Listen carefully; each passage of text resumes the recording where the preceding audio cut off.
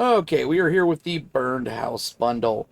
Now, it's got a broken freeway kit, which I didn't quite understand the way it would work at first from the photo, but it's basically built out of these two pieces. You've got this support structure here, as you can see, it's got where you can actually build down to the ground, and it's broken off. There's quite a lot of freeways though that you could easily just slot this in the middle or maybe next to one like it's an older bridge. So it kind of works. But then you just snap simply these pieces onto it. Then you create these larger pieces. Like this is about three of them put together. The nice thing about this is, though, you could build easily an under, like, bridge style house. I mean, there's a lot of things that you can do with this, but the nice thing is, I found out, just completely ignore this ramp. But once you get up to the top here, you can actually put stuff on top of this. And I did check this in standard camps instead of just shelters to make sure that it would still let me put things up here. But you could easily use this for, like, you could build a tent city up here. You could put all sorts of things. I mean, you'd have to kind of play around. I have not tried every object, but pretty much anything that can be placed on concrete could be put up there.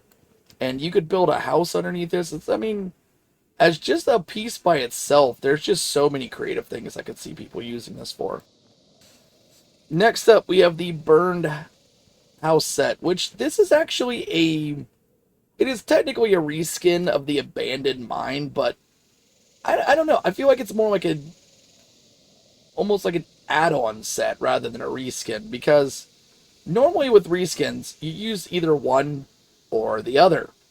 But I could see you building a mine and then just, having some burned out structures in the background, maybe put some fires down, just make it look like half the building was destroyed and then the rest of the people moved into the part that wasn't destroyed. So it's kind of nice to see as an add-on rather than just a simple reskin. Now, the panel's got this nice charred look. I mean, it really does feel like a building that's caught fire, but just didn't quite break down. The foundations are standard. You can see that they didn't change those. Same thing with the concrete ones, no difference. Now, at first, I thought they were going to be the same as the original abandoned mining set, but if you look here, they're actually closer to this slanted wood. Because you can see where it's got little nail marks and everything. I mean, you got a lot of good detail here. But it definitely has its own unique style.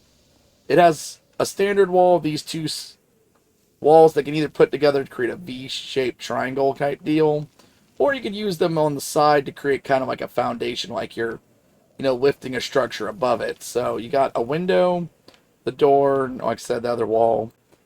The rooftop, they've done once again, they really did a good shard look on this. And as you can see here, if I jump up, it's just got a good look to it. Underneath, you can see that they've still done that shard design. You can even see here where some of the beams are broken and, everything like that. Like it's, it has survived. We'll do the damage test right at the end. But when I walk in here, you can actually see the original abandoned set right next to it. And like I said, you could easily put these two next to each other. Maybe like not exactly next to each other because you would have the easily noticeable slide here, but you could have a burned out building next to us, an actual still intact building. You've got still the half walls, these. All in all, like I said, it's definitely an interesting design concept. The only thing is they did not do the upstairs floors.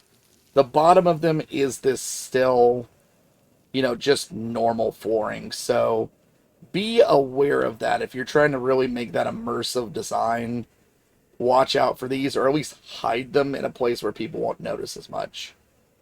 But as for the normal flat roofs, you can see here they actually did go up underneath it.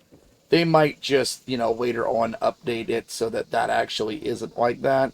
I've seen them take a few models and redo them like that. Now, then we have the busted radio. And, you know, honestly, I really like this as a decoration. It is an actual working radio still. Oddly enough, doesn't require power. But if I turn it on, see, just turns on like a normal radio. But once I get in close, I mean, you can see this thing is just broken. It's smoking. It's sparking. I would love to see more stuff like this in the game that looks like, you know, someone with duct tape and hope basically put these things together to try to, you know, make a working radio. It's a really nice little decoration.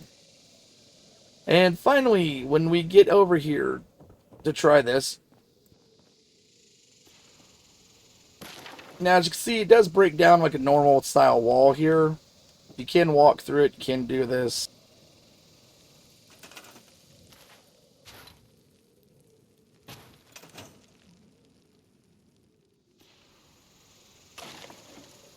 And you can see that it does open up, which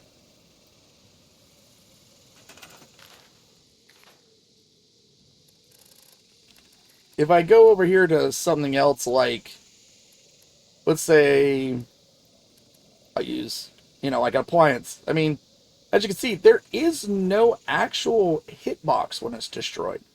So you can do some, you know, crazy stuff with this. I mean, you could easily put things through the, like, wall to make it look, you know, like, maybe you gotta, let's say you want to build a vending machine, like, that has a little bit of a decoration style. You could do, there we go. There you go. Now you got one built right into the wall. So, I mean, that is a nice little feature that you can do because it is a big open area. And with that, I hope this kind of gives you an idea of what this kit is. It's deceptively simple, but I feel like people that are creative can really use it to good effect. And with that, I hope it helped. And if it did, give me a like and subscribe.